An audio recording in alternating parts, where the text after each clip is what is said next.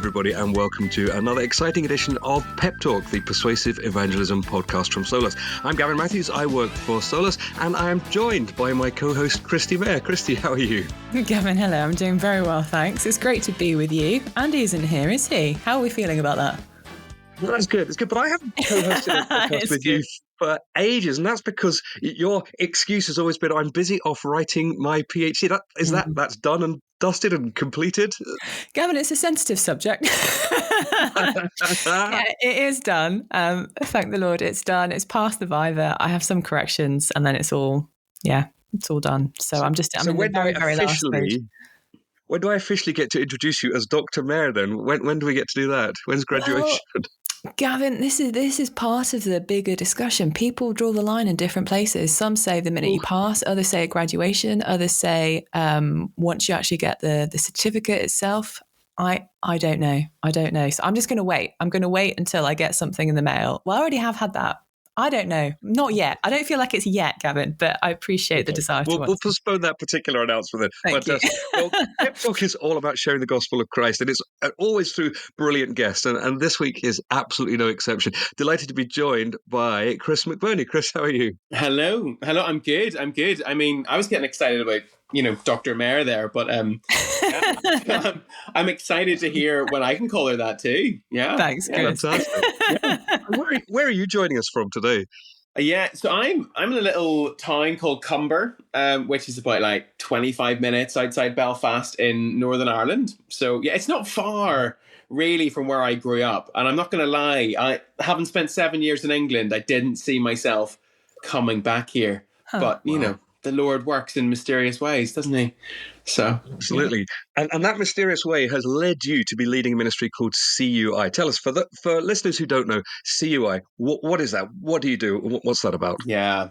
So CUI stands for Christian Unions Ireland, and part of IFE, so the International Fellowship of Evangelical Students. If you're in maybe the UK, it might be known as UCCF, but really across the world, there are so many different indigenous movements in countries. And our goal really is to give every student on campus the opportunity to hear and respond to the gospel of Jesus. And I'm deeply passionate about that. And we have the privilege of being able to be involved in CUI with that. And CUI actually has, in 2027, it'll have existed for 30 years. And before that, it was UCCF would have sent over somebody to kind of oversee the whole island. And then in around then, they felt that maybe rather than sending over someone to oversee the whole island, maybe they could have a movement on the island. It's quite a big island. I know depending where you are, it's small, but, there's still a bit of ground to cover. So I mean, about that ground, Chris, it is a lot of ground. How far does CUI reach and extend? How many campuses? Whereabouts do you work? Good question. Yeah, so I think and this is where it fluctuates a little bit in the south. So so the south would have a very different background in terms of the Christian faith than maybe Northern Ireland would have, but we would probably have somewhere between 25 and 30. It's maybe even a little bit more than that. Some of that depends though just on who's in some of the universities in the south, depending on the year and what that looks like, because they'd look so different. So an average Christian union in the south of the island might have on average, maybe between 5 and 30 people in it. There's one or two which are much bigger, including UCD in Dublin, which has 120, which is enormous for the south. And then in the north, we do have much larger Christian unions. So you are talking, I think the average size might be about 150, but Queen's would have maybe their first CU meeting of the year. They'll have about 600 people there. So but we'll stretch across the full island from Coleraine down to Cork, and the majority of our staff will be across the south. And we've probably been very intentional in placing staff where maybe there isn't as strong a gospel witness, particularly in the south and in some of those places that the churches generally be much smaller and they wouldn't be necessarily able to support themselves and things like that. And I think depending on the stats you read, you are looking at the south potentially being the most unreached English speaking country in the world. compared to Northern Ireland, which I think statistically is potentially the most reached English-speaking country in the world. So, yeah. Wow. That's fascinating. And what's going on in the campuses that you're kind of experiencing? I know a lot of people who work UCCF type context that I'm more familiar with here are saying there's a new openness among students that the post-Christian fallout has ended, and now there's an openness, perhaps matched by huge ignorance of what the gospel is. But they're sensing that non-Christian students are more open and willing to discuss Christ than they were maybe 5, 10, 15 years ago. Is that something that you're experiencing? And you might want to answer that question north and south, if appropriate. I don't know. But what's the temperature on the ground? What are the field reports looking like that you're seeing from across Ireland? Yeah, and not a bad time to ask. So I've just led the Belfast City Mission, and so what a joy! Yeah, meeting like hundreds and hundreds of non-Christian students, like every day, which is incredible. Like sometimes I forget that that's actually my job, and I'm like, that's just genuinely fantastic. But I would say you're right. So we, about a year ago, we were doing our strategic report. So I'm quite new in this job, I suppose. So about 2 years in, and about a year ago, we wrote some of our kind of like feelings on where student ministry was. And one of those things we listed. So we had 3 maxims. One of them being, we'd say, yes, this generation will be more spiritual, but they're less committed. Maybe more emotionally driven, less truth driven, and maybe a little bit more relationally driven and less authority driven. And that spiritual, more spiritual, less committed would probably stand true. And even just like, a couple of weeks ago, sitting in Belfast, the number of students coming up to me are like, yeah, so I actually really enjoyed that. But also I think I'm also a Buddhist. And I'm like, but I really love Jesus. And you're like, oh, okay. And they're willing to come and chat. They're willing to come and engage. They're coming to wrestle with these things, but they're also going, yeah, but I'm not prepared to just lay down one of these. But it does lead to that far greater openness. And to be fair, Kristi may know this from my own Instagram. I do a thing called CrossFit. It is a minor cult. Yeah. But even in that, like the conversations that we're having, even inside of that at the minute, in terms of, with some of my friends who are like, yeah, I want to study the Bible with you. And so we're reading like Luke's gospel together, and they're like, yeah, we're not really sure where we land on this yet, but really enjoying this. And even literally had a voice note this morning from a friend just saying, yeah, so Chris, I haven't got as far in the studies as I thought I was going to, because I've been reading the bits in between, and that's so interesting too. And I was like, isn't it? Yeah. I think we are seeing that real like desire to learn more and to engage more and to really reflect on who Jesus is. And you even see that in Irish literature right now. There's Sally Rooney. She wrote Normal People. Kristi's heard of her. Have you read her new one, Kristi? Is it Intermezzo? No. So Have you? I'm like halfway through. It's slow. And I'm also like, I can't really be bothered as much with the relational drama of, dating as I think I do. I can't be bothered with it. Got 2 small girls. I'm like, oh gosh, yeah, they're never going to date, so it's fine, and everyone's going to live happily ever after. But in like the very middle of it, she has this like dialogue almost with herself, where Sally really is like debating who Jesus is, and she's like, I don't believe in lots of this stuff, but I really think I need Jesus for some of my morals and some of my values, but I don't want to take the Father. But it's really interesting because even before the book came out, Sally Rooney was like talking about, she hadn't realized how much the Christian faith kind of undergirded her. And while she views it, but she's basically like, I can't really hold my Marxism up without Jesus. And she's just reflecting. And this is like an ode to herself, is like this book, as she reflects, as the characters just debate Christian philosophy, I suppose, in light of like the spirituality of Ireland and this sort of, I want to pick some of it, but I don't know if I can. And it's really, I just find that fascinating. And I think you see that outworked on our campuses as well. Well, yeah. I mean, take us there, Chris, because, just thinking about the spirituality of Ireland and what you've just mentioned about there being we see this in the UK, like in England as well, that there's this kind of increased hodgepodge of beliefs to the point where, I was recently doing some work on dark spiritual forces and was reading some encounters by people who were probably like part of the Gen Z kind of generation. And again, they're going to church and they're saying, I can be a Christian and I can also be a Wiccan witch, and I can also participate in these Druid practices as well. Mm-hmm. How do you see this?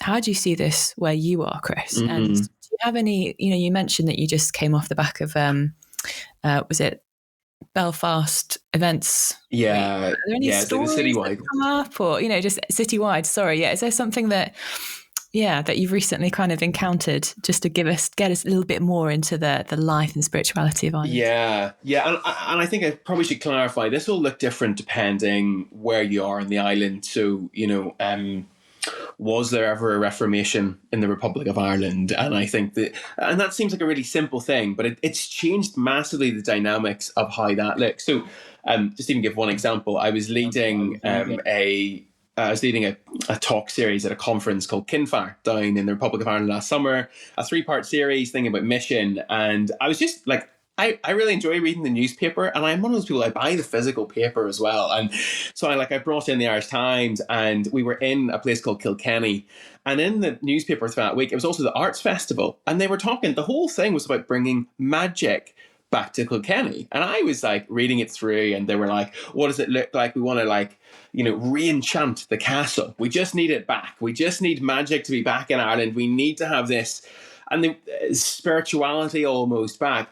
I was talking about this, and I was like, guys, this is not what it looks like where I live in Cumber. And they were like, the people who were there were like, are you serious? Not everyone wants magic to come back. I was like, no, actually where I live, like, that's not the case. And we, you look at Charles Taylor's Eminent Frame, all those kind of things. And I think you see that much more carefully guarded up in the north. And so you do see, like, across the south, there is this much greater sweeping of spirituality and the desire. And you are talking about your manifesting, you're talking about your charms, your gems, and what are you using. I don't even know, Barry Keoghan did that interview with Louis Theroux recently where he talks about the importance of gems and stuff, and his spirituality and what that looks like for him.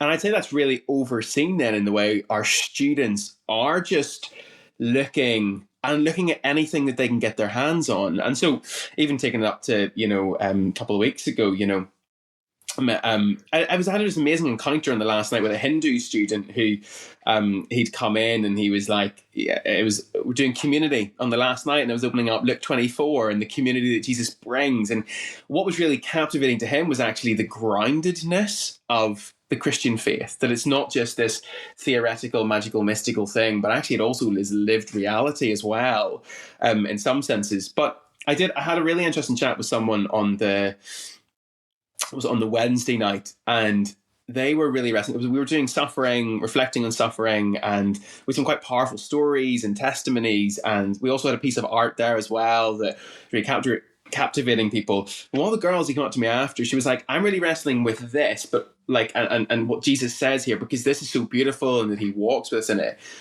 But I also have really been looking at what Buddhism has to say about this. And I'm like, have you spent much time thinking about it? Like, I remember, I met Ellis Potter whenever I was doing new staff training in UCCF as a young, fresh staff worker. And he had lots of things to say that were way over my head. But I remember him talking about suffering and just remembering this. And I was just chatting to her about it. And I was like, I don't think these things can be both held in tension. But she loved the almost the escapism that Buddhism offered in suffering, and this removal of yourself from your context and your surroundings and trying to disappear almost. But while at the same time she was going, but I really appreciate this idea that you believe in a God who walks with you through it and in the midst of it, and then suffers himself. And I think it was really interesting to see them having to try and navigate that and wrestle with that. But I'm not sure I remember as many students really actively searching for answers to some of those things and engaging with,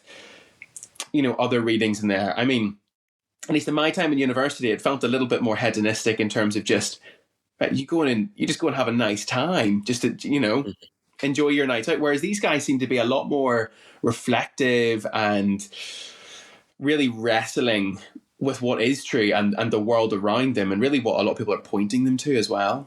I want to ask you specifically about what's going on in the north, because Northern Ireland's a place close to my heart. I've been visiting for 30 years because that's where all my in-laws are from, and I've observed a lot of changes in the 3 decades I've been going back and forth. I mean, 30 years ago, evangelicals didn't quite own the place, but had huge influence on culture, education, politics, society, huge sort of saturation in a very, very Christianized culture, which seems to have sort of washed out with the tide fairly fast, looking from the outside over the last 10, 15 years. Would you agree with that assessment? And what are the implications for gospel ministry on the ground? Oh, well, that's a big question. Yeah. So I think some of this, Gavin, will depend on which way you're looking at it and who you are when you look at this question. A number of people will argue that it's still there and that we're still living in Christendom. And they're very confident in that. And I think others will go, it's entirely gone. I think there's still your cultural roots still play quite an enormous part. There's a lot of studies, particularly in Northern Ireland at the minute, looking at so whether you would deem yourself culturally Catholic or culturally Protestant. If you were culturally Protestant, that's washed away quite quickly. So that's where the rise of the nuns, so the NONES, is really seen. But that's only seen among cultural Protestants in Northern Ireland. That's not held for those that would have deemed themselves as culturally Catholic.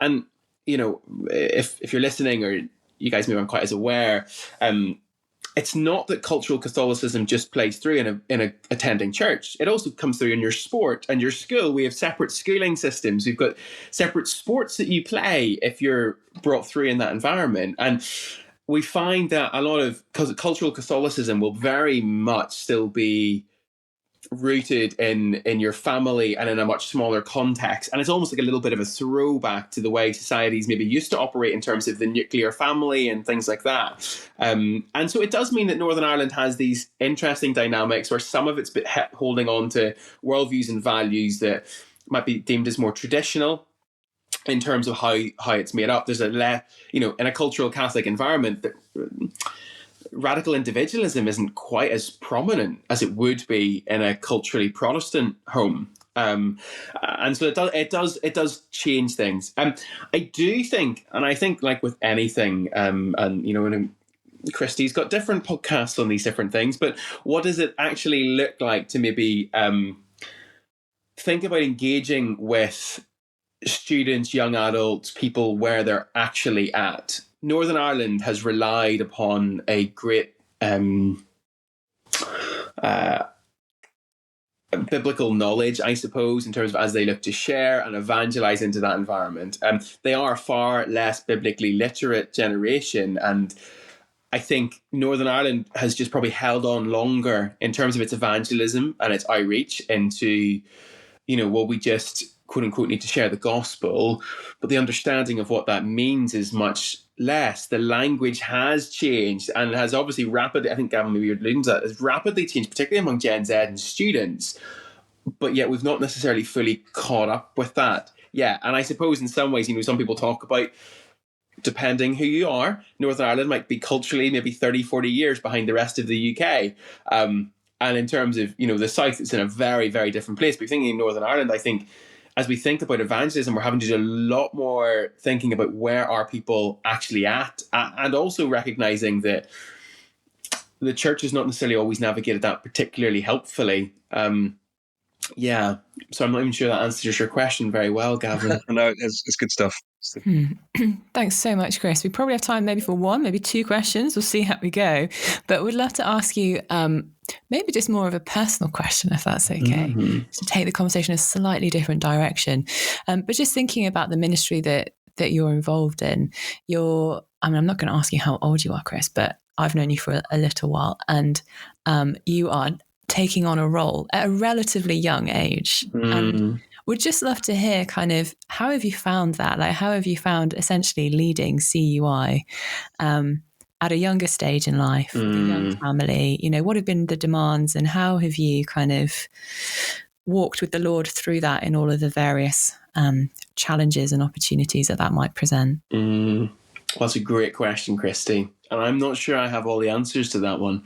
But I think, I mean, Kristi, you might know this. So I became a Christian at university. I think I emailed someone back, but one of the guys you interviewed before, Matt Fell, it was in his bedroom doing an alpha course. No. Yeah. It. Yeah. Like, I text him whenever I got through the list of podcasts that you guys had done before. I was like, mental that Matt's name was also on that. And I was like, so like Matt had an enormous impact on my life. And so from that moment, like that genuinely changed my life at university. And it did, I went on, did relay with UCCF and worked for UCCF and then came to Northern Ireland and threw myself in. But I've been so passionate about what it is to reach students. And I think because I saw the impact in my own life. And I suppose then coming into this role, on one level, it's the most natural thing in the world because I get to do the thing that I've done since I basically became a Christian, and that's to tell people about Jesus. I remember a mutual friend of ours, Kristi, called Nay Dawson. I remember I was like, I don't want to do relay. And she was like, Chris, I don't care what you really do on relay. I just want you to continue doing what you're doing, which was reading the Bible with my friends and sports people. And she was like, and I was like, I don't know if I'll be able to conform the ways I need to be. And she was like, I'll make sure you're fine. You just go and read the Bible, people. And suppose then, so I coming into this job, some of that's just been trying to continue to keep some of that heart and that fervor. And I love what I do and I throw myself into it. And so I've got this amazing opportunity to be able to continue to do that in a slightly different way and to reach university students across this island. And so it's been incredibly fun. My wife and I, like at the end of last year, got a camper van and we went round the campuses and we met supporters and staff and students on campuses. And I just love that. And maybe being slightly younger, I've still got the energy to do that. I sleep on people's floors. I've not slept a lot of nights. I'm like, it looks different to maybe someone in my role who might be of a different age demographic. And that brings some of those great joys of, and students, there's a lot more banter. I get a lot of student DMs on Instagram, right? Like they're very happy to do that. I don't get as many emails as maybe other people might in this kind of a role. But at the same time, you're right. I think, for me, it's been having to be really, really learned and open and trying to stay humble in terms of going, I really, really don't know lots of things. And what's been incredible has been the number of people who've come around me in terms of supporting me.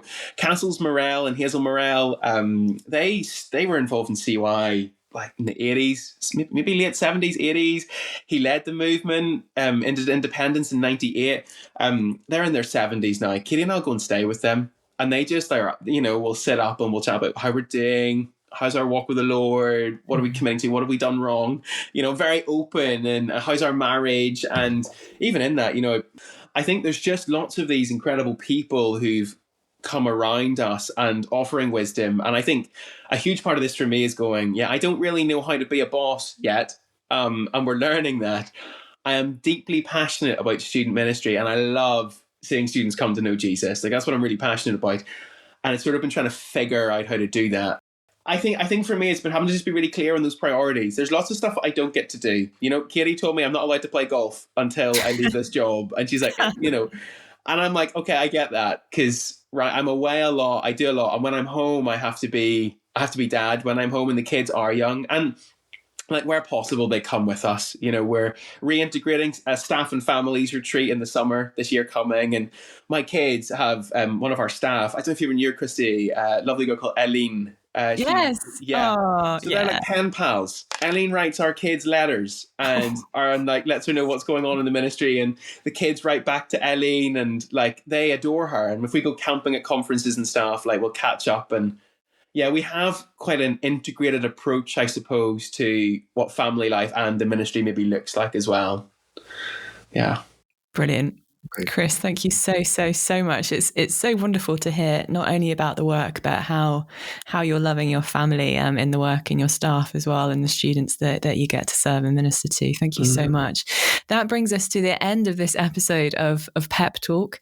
I've been Kristi Mayer. This has been Gavin Matthews. Chris, you have been Chris McBurney. Thank you so much for being with us today. Thank you for having me. We will put in the show notes kind of notes of where you can find out a little bit more about the work of CUI. I think we've got kind of like a website, and if there's any other details you want to give to us, Chris, we'll pop it into the show notes on the website. And we look forward to being with you again in a couple of weeks' time when we get to meet another brother or sister in the Lord and hear about their lives lived before him and others. Thanks for joining us, and we'll see you soon.